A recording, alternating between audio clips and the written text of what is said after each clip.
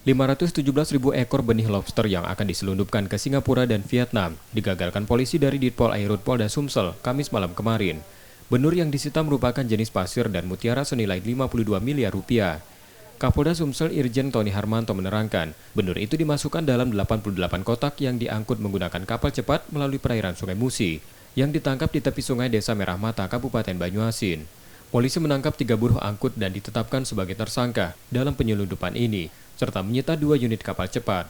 Polisi masih melakukan pengejaran pada nahkoda kapal dan oknum pengendali penyelundupan.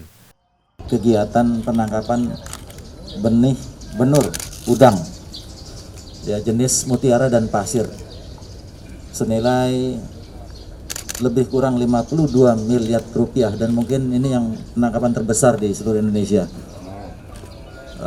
Kronologis penangkapan itu dilakukan oleh jajaran Polair karena juga informasi dari masyarakat, di mana kita temukan hampir sebanyak 517.000 ya benur ya. Kemudian benur ini akan direncanakan dibawa ke Singapura dan Vietnam ya.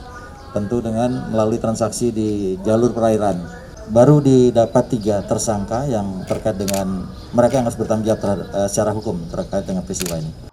Benur yang disita kemudian akan dilepas liarkan di perairan Lampung. Reski Oktora, Muklas Diferensial, Kompas TV, Palembang, Sumatera Selatan.